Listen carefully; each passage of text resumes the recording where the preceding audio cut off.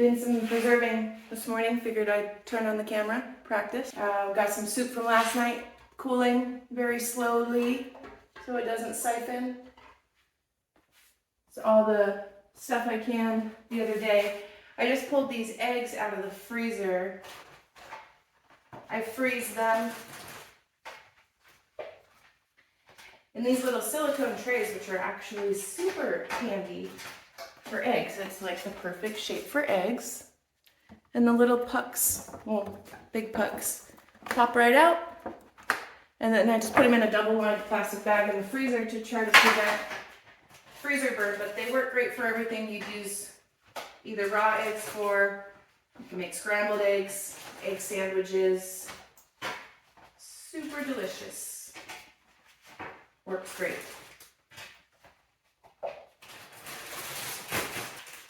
Vacuum sealing technique.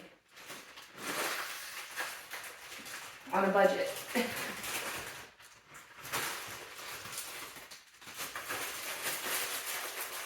Back in the deep freezer.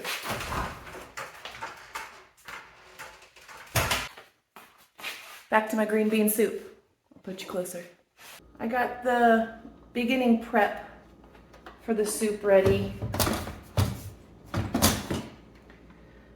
And I just have onions and garlic in here that's been caramelizing. 2 large potatoes, roughly chopped.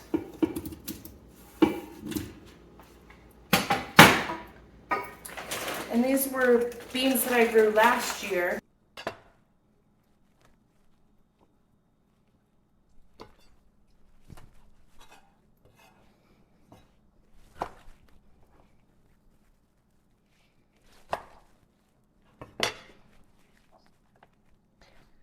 Now this is going to be like a cream of green bean soup, so you don't have to be perfect with the chopping. Or at least I'm not going to be. These are a mix of Anasazi beans. They're a native bean to northern Arizona, and rattlesnake beans.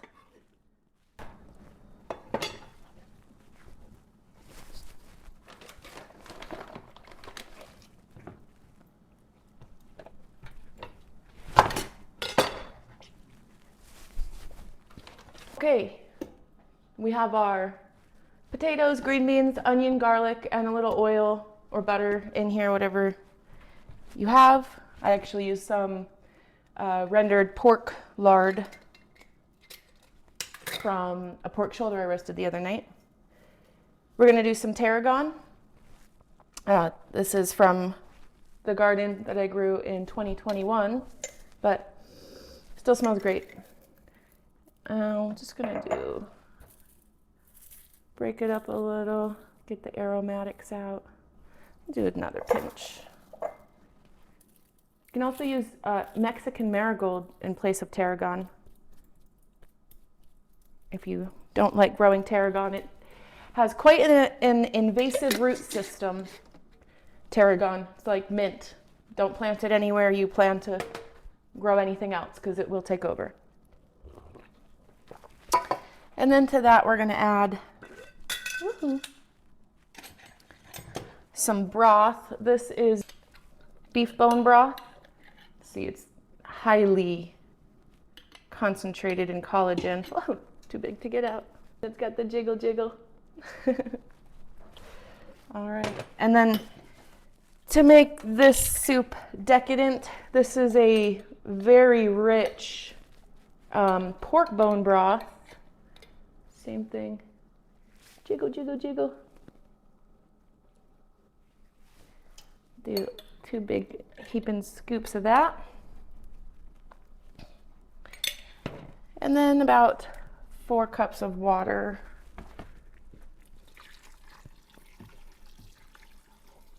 It's just warm water from my tea. Might as well use it. Put a little bit more in there. Just gonna add a healthy pinch of pepper. I love pepper. Anti-inflammatory. Some salt. measure it with your heart. Probably about 2.5 teaspoons, I don't know. Okay.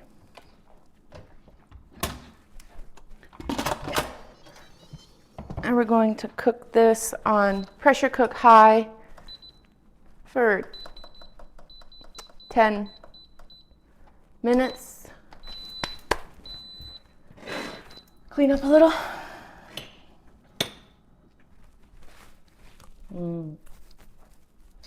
One more project while we wait. The pressure cooker is still building up pressure, and then it'll have 10 minutes before I gotta release it, so we'll work on another project. You can see here my red onions have taken quite a turn, but that's okay. We're just gonna save the good parts and compost the rest. These green tops are totally perfectly edible. It's the same flavor as a green onion. Honestly, it's a little more potent than a green onion. I just store them with all the rest of these. We're going to chop these up and just throw them in the freezer. Do you cry when you chop onions? I don't. Is that like a genetic thing? Is it just because I eat a lot of onions? Since I'm going to freeze these, I'm going to flash freeze them, because if I just put them all in a bag and freeze them, they'll freeze together in a clump.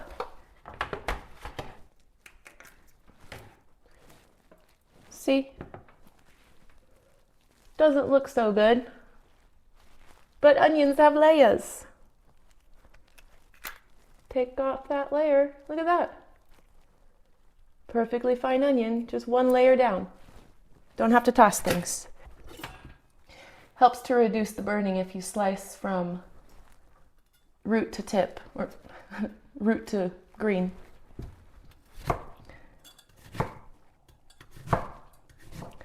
The cell walls remain more intact, so less juice is like spurting at your eyes to burn you.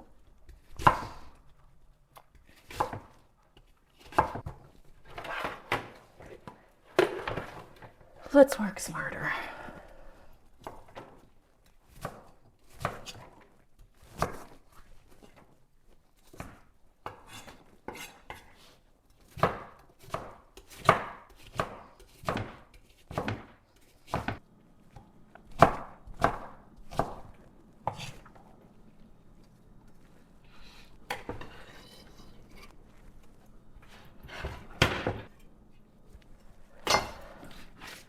Okay, here's our tray of onions. I'm going to make sure they're nice and even. Trying to get them to freeze almost in individual chunks instead of all sticking together. So we're going to flash freeze them flat.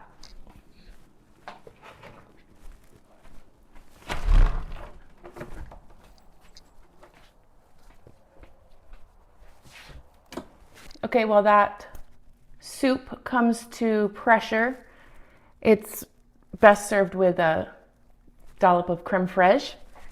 So I'm going to make that really quick. I can't have dairy, so here's a quick alternative. Some soaked cashews. I just poured boiling water over those and let them soak for about 30 minutes maybe while I was prepping the rest of those ingredients. You don't have to get 100% of the water off, 'cause you'll add water to it. So it's a cup of cashews.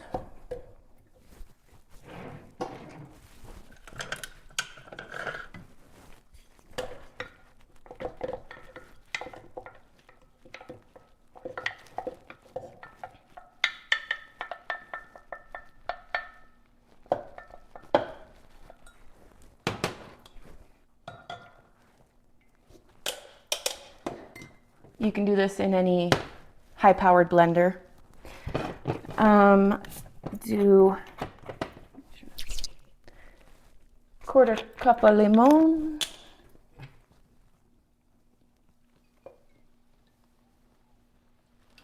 That's what gives it kind of the tangy cheese flavor. Salt, maybe And then we're gonna start blending and try to get to our desired thickness. See, there's a little moisture in there. I want to put a little more in to start. But you don't want to add too much. You don't want it too runny. Okay.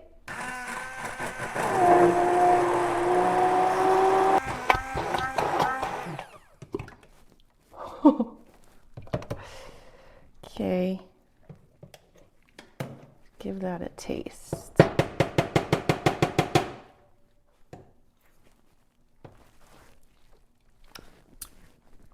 Ooh, that's very good. Tangy.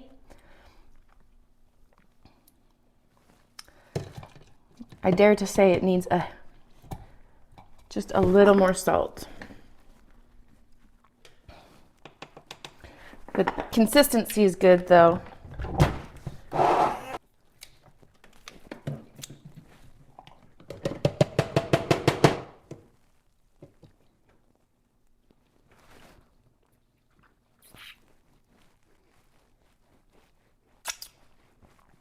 Yum.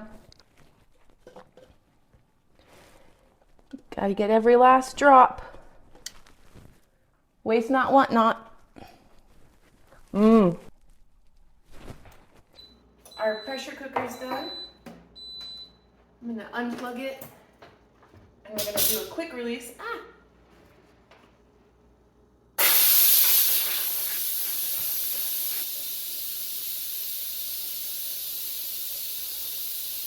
Okay, it stopped steaming,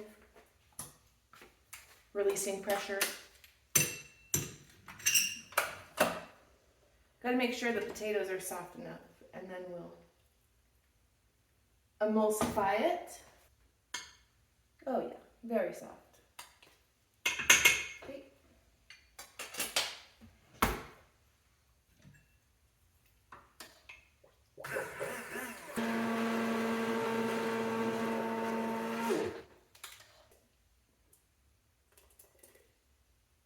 Personally, I'd like this to be just a little thicker. Let me taste it and then I think I'm going to let it cook a little longer to reduce.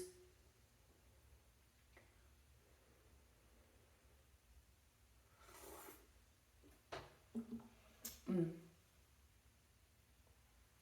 good, even without the creme fraiche.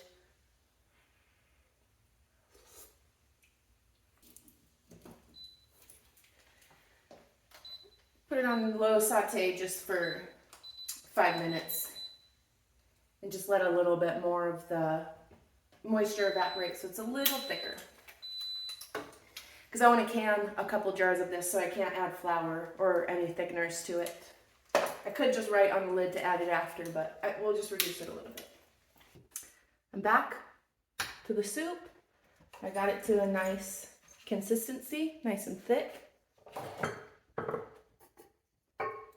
I'm going to take this out of here because I'm going to can up a couple jars.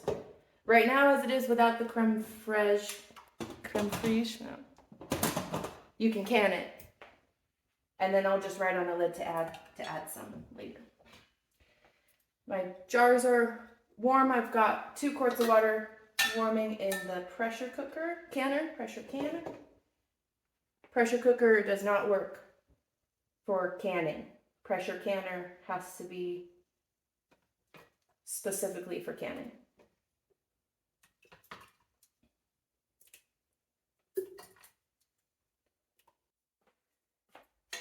One-inch headspace for soup in the pressure canner.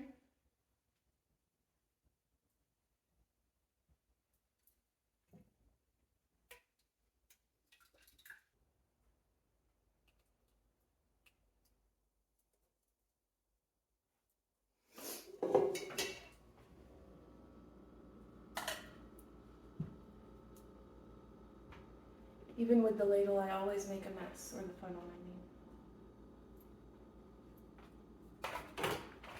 I mean.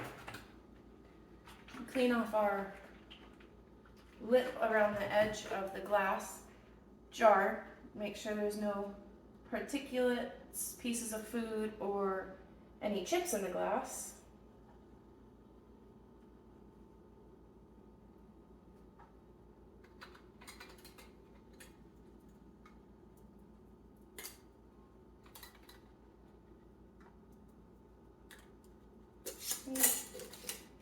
finger tight. Not as finger tight as you do in water bath canning, learned that the hard way. Finger tight just until the jar starts to move. These are warm, so I'm not even gonna try to touch them.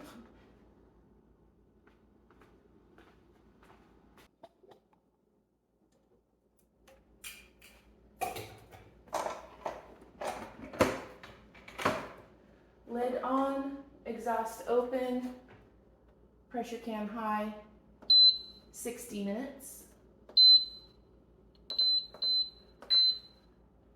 Let the countdown begin.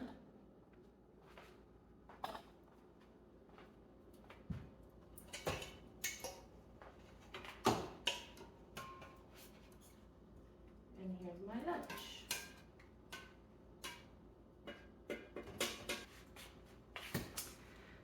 That was all my preserving projects. That took about an hour and a half. And now I get to go clean the garage and make room to store wood before it starts raining so I can stay warm this weekend. Thank you for watching. Let me know if you want to see any other videos. If you got feedback, if you liked it, don't like it, let me know. Bye.